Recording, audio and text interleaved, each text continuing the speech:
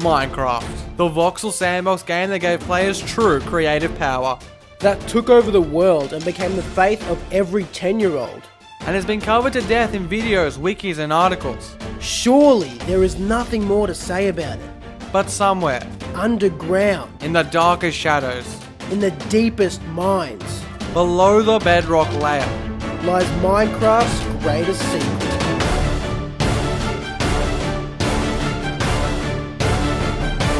another block-based game that looks just like Minecraft, and just like its other clones in Total Miner and Fortress Craft, except Infiniminer is no clone. Infiniminer predates Minecraft.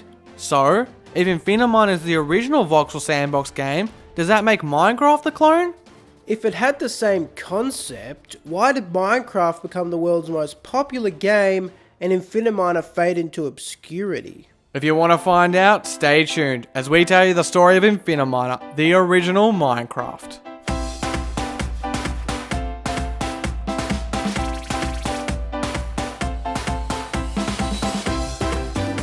To start, let's go back to the year 2009. And specifically to the 29th of April, a month before Minecraft was released. It was on this day that Infiniminer was first released to the public by Zachtronic Industries, the banner under which American developer Zachary Barth makes games. At the time, Barth had already made numerous non-commercial games, which although not incredibly popular, had developed a small yet dedicated following to his creations. But none of that compared to the buzz that began to gather around his newest game, Infiniminer. Even with the game's many bugs and compatibility issues, the potential of Infiniminer was immediately obvious. Also immediate was how its terrific social gameplay addicted players to the game. For proof of the game's popularity, one need only look at the comments on the original Infiniminer page. After the initial release, Barth continued to patch the game through a series of updates. But then something happened. Something that would be the downfall of Infiniminer. The source code was leaked. Barth forgot to obfuscate the game's code, which allowed hackers to get a hold of it. With the leaked code, other people could make modifications to the game. And that's what happened. Numerous modified versions of Infiniminer were made, all of which were incompatible with one another. This divided the community across different servers, reducing the integral multiplayer scene that Barth had primarily made the game to have. Having lost control of his project, Barth officially made Infiniminer an open source game on May 16, leaving Infiniminer's future and development in the hands of the community. So after less than a month, Infiniminer was cancelled, never to be finished. But before we go on with Infiniminer, let's go back 3 days to May 13, when Infiniminer's source code had already been leaked.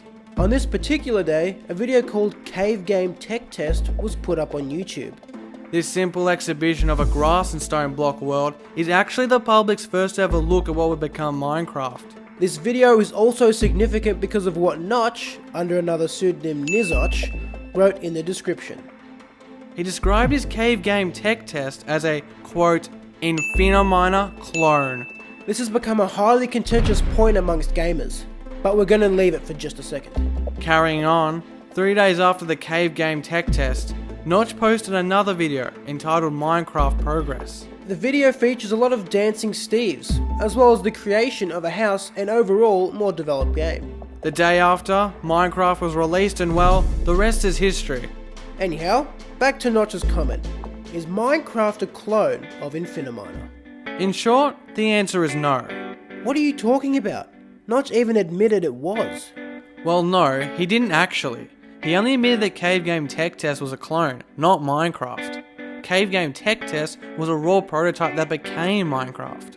Okay, but Minecraft still looks a lot like Infiniminer. Surely Notch ripped off Barth.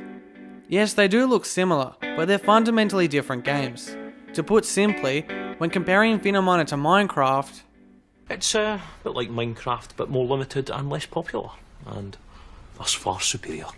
okay, maybe that was more confusing than helpful, but the assumption made is that Infiniminer is superior to Minecraft because it's more limited.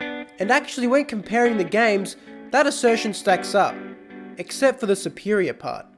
Infiniminer is a team-based competitive game in which players can be one of 4 different miner classes. The objective of the game is to go underground to mine minerals and bring them back up to the surface. The team that gets to the target first wins. It also had an additional sandbox mode, which allowed for construction, but was limited in terms of materials. Swedish journalists Daniel Goldberg and Linus Larsson claimed in their 2013 book Minecraft: The Tale of Marcus Notch Parson and the Game That Changed Everything that this sandbox mode was in fact the driving force behind the game's popularity. Minecraft is obviously a different game to Infiniminer.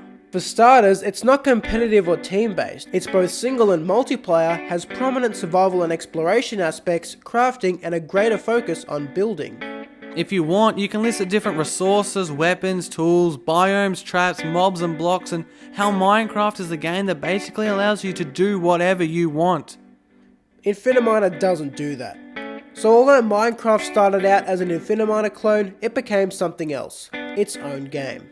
But the mark Infiniminer left is undeniable, and not to be forgotten. The block world, relative dimensions, mining theme, and randomly generated worlds of Infiniminer are all apparent in Minecraft. In our opinion, Infiniminer is a forerunner to Minecraft. An influence like Dwarf Fortress and Dungeon Keeper both are, only more obvious.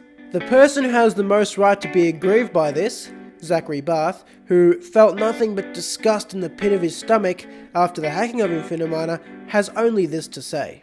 The act of borrowing ideas is integral to the creative process. There are games that came before Infiniminer, and there are games that will come after Minecraft. That's how it works. He's even referred to how Infiniminer was inspired by his earlier game Infinifrag, Team Fortress 2, and the Flash game Motherlode. If you really want, you can trace borrowed ideas back to the beginning of time. It's not going to do you any good. If it wasn't for Notch and his Minecraft, the potential service by Infiniminer would never have been realised. And if it wasn't for Infiniminer, Minecraft would have never existed. Or at least not as we know it. And if Minecraft didn't exist, well, we wouldn't be here now. And Infiniminer would have been lost forever. At least in some way it lives on. So let us try and take some solace in that. But what do you guys think? How much of an influence was Infiniminer on Minecraft? Let us know in the comments below.